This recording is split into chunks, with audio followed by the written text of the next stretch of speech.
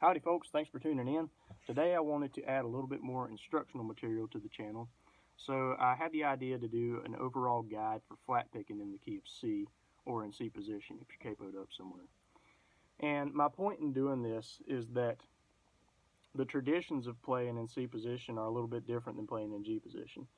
Before we get into this, I do want to mention we're on iPhone quality for the video today because I like for these instructional videos to mimic what my Skype lessons are like, so that's the reason for this type of quality.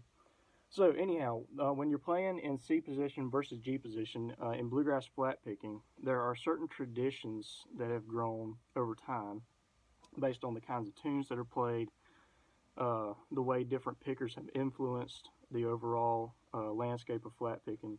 You do different kinds of licks and different kinds of balances of blues notes, blues scales and major scales as you pick. So when you're playing in G position, I've done several videos for G-based ideas in the past. You can check those out if you hadn't seen them yet.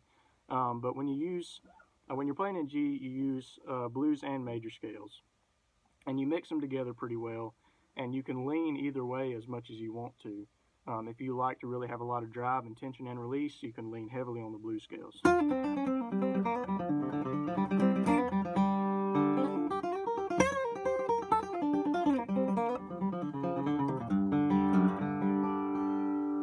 can also make it a little brighter.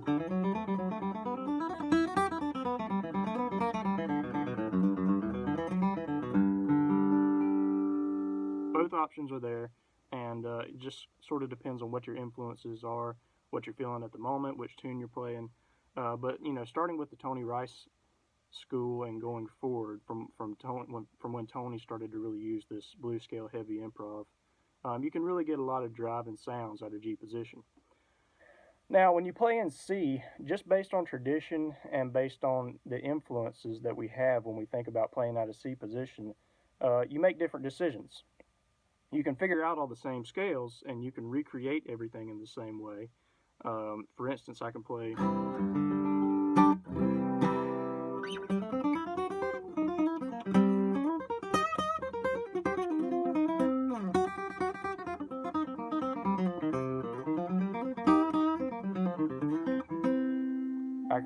all those kind of heavy blues scale licks in C position.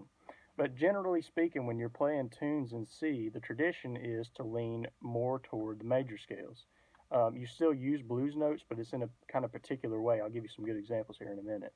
But tunes that are in C, either in the key of C or in C position, like if you're capoed on the 2nd fret playing in the key of D, they tend to have a much brighter sound. The melodies are pretty bright, and the ways that you improvise are bright. We got a lot of cross picking going on.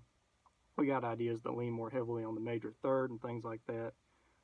So, like I said, part of that is just tradition.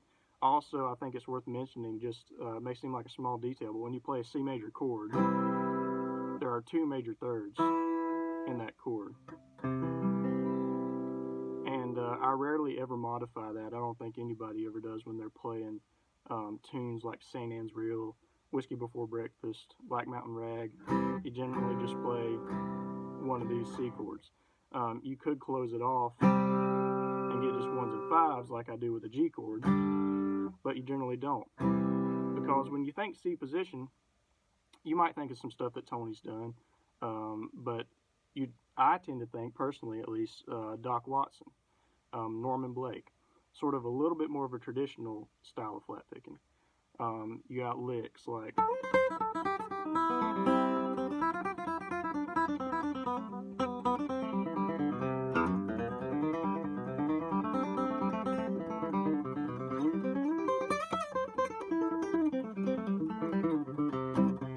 that's the kind of stuff I lean toward when I'm playing in C position. So how do you go about doing this? Well, you can still figure out, it's still a great idea to figure out all your blues scales, your major scales, and your triads. I've got a way of doing that. I use 7 patterns for the major scale, 5 patterns for the blues scale, and I use, start out at least with 3 string sets of triads. So it looks something like this.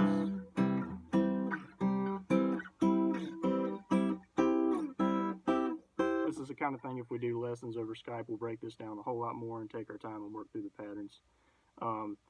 anything that, you know, I generally start out teaching in G, and then we can move the whole thing to C. I'll show you how to rearrange all your scale patterns and everything. So that is always a good idea. But to get a good practical start, here are a few good starting places. One of your, in this case, your open position major scale. For me, I think of it as starting on the 3. And I don't say that in the sense that we're playing out of the mode. It's just where this scale lies on the fingerboard for me. So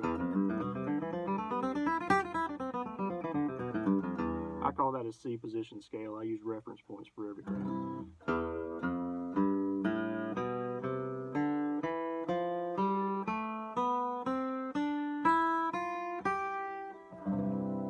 A ton of your melodies and licks come from that scale. So if you want to have a great starting place for C position, get really comfortable with this.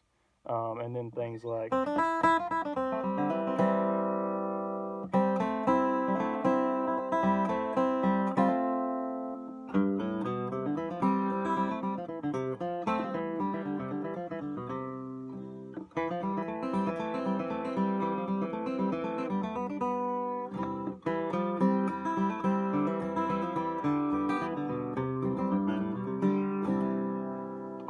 melodies, those great C position melodies, come from that scale. So generally that's a great place to start. And then a shortcut that I like to use is the next thing you should learn after that is actually how to play out of this triad position. So I'll give you a chance to look at that. What's going on here? We got 1, 3, 5. I always think of this as like the top of this sort of A-shaped bar chord. That's one of my old reference points.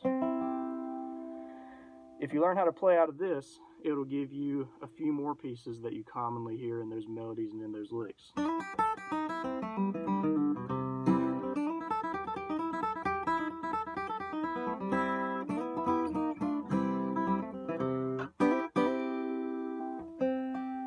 So a lot of stuff comes from that position. If you use it as a starting place and reach around it, that's another really important reference point for playing in C. Now, to speak more technically, I guess when I'm playing out of that position, I'm playing out of this larger scale. I would call this the one that starts on the 5.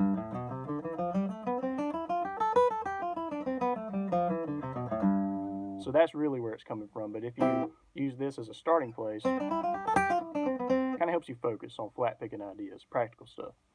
So the scale that starts on the 3, and this triad position, those are your starting places for playing in C major. Now we'll go into a few more ideas here. That's the major stuff. Now, how do you use blues scales? Well, again, you should figure them out all up and down the neck. It's always a good idea. I guess your open position or your first available position down here would start on the 4.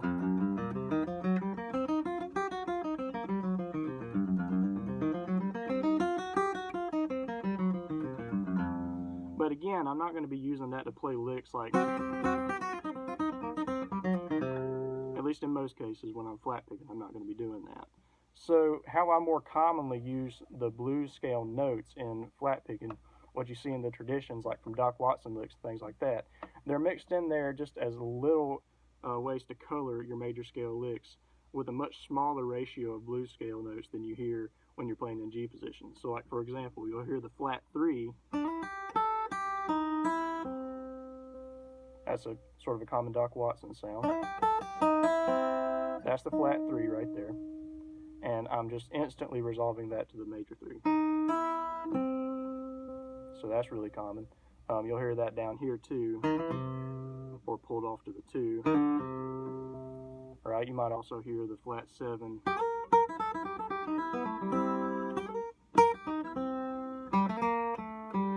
There's the flat 7.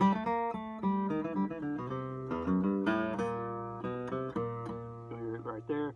You see the idea that it's always flying by quickly. It's just a little bit of color. So that's your typical way that you're using the blues scale notes. And learning how to do that, it comes partly from experience and trying out stuff. Obviously, you can tell from what I'm doing, a great idea is to rip off licks from people. Learn Doc's licks, some of Norman's stuff.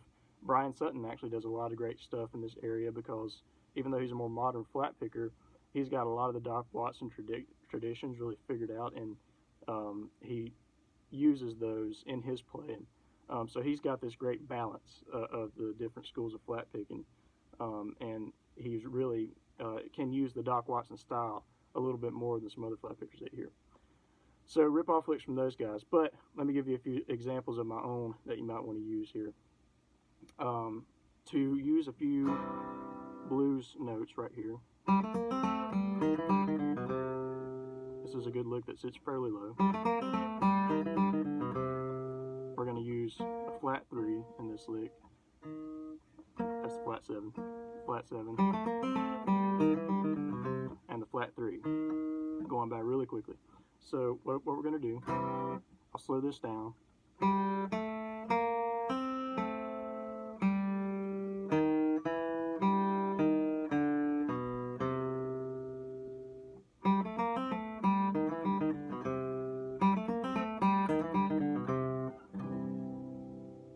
So that sounds to me something like you might get into phrase with.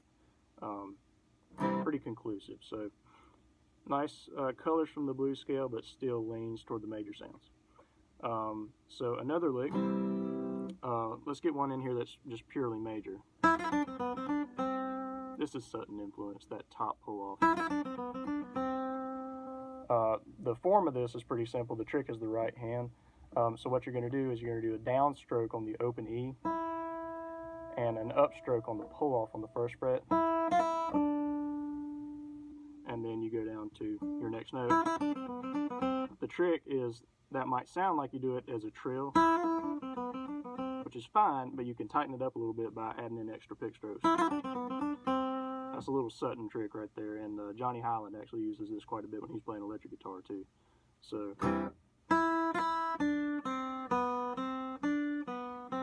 that comes straight from the top part of our C position scale here. Alright, now one more type of idea I'll mention before we end this video. Your high E string, that's a major third for the key, so you got a nice reference point there, an open string for this key, and it's pretty common to bounce off of that string. That's the terminology I use. That's straight from the Doc Watson handbook, alright? We're going to play different points on this string, but we're always throwing an open string in there, so it gives it a great rhythmic feel and kind of connects it over the fingerboard. So what I'm doing to slow this down a little bit, I'm sliding from the 5th fret to the 8th, and then we're going to start staggering our open notes in there. 5th fret, 3rd, we got our little flat 3 in here.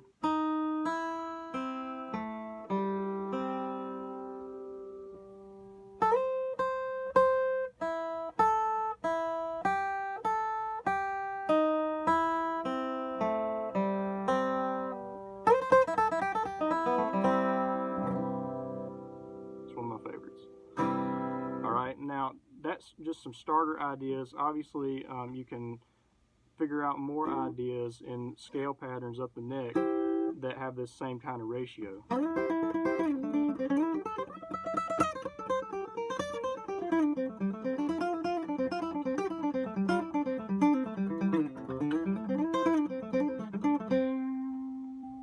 That's the sort of thing that we'll get into a lot more in actual Skype lessons.